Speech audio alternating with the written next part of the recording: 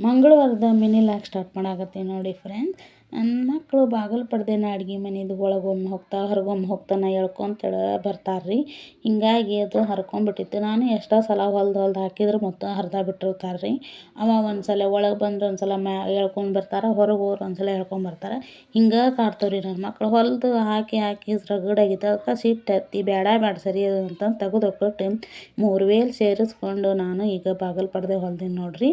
ಹೆಂಗಾಗೈತೆ ಅಂತಂದು ಕಮೆಂಟ್ ಬಾಕ್ಸ್ನಾಗ ತಿಳಿಸ್ರಿ.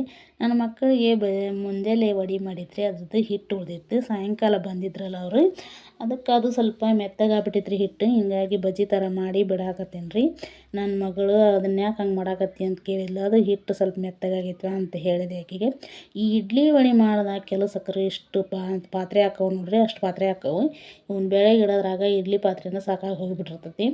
ಹಿಂಗಾಗಿ ಇದನ್ನ ಕ್ಲೀನಾಗಿ ತೊಳೆದು ತೆಗೆದು ಇಡಾಕತ್ತಿದ್ರಿ. ನನ್ನ ಮಗಳಿಗೆ ಇಡ್ಲಿ ಇಷ್ಟ ಅಂತಂದು ಮಾಡೋದ್ರಿ. ಇದನ್ನ ಪಾತ್ರೆ ತಿಕ್ಕೋದ್ರಾಗ ಸಾಕಾಗಿ ಹೋಗಿರ್ತೈತಿ.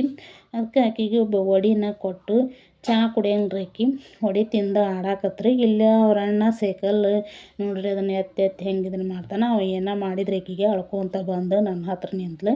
ಇವರಿಬ್ಬರ ಕಿತ್ಲಾಟ ಸಾಕಾಗಿ ಹೋಗಿರ್ತೈತಿ ನೋಡಿ. ಇವತ್ತಿನ ಲಾಗ್ ಇಷ್ಟೇ ಫ್ರೆಂಡ್ಸ್.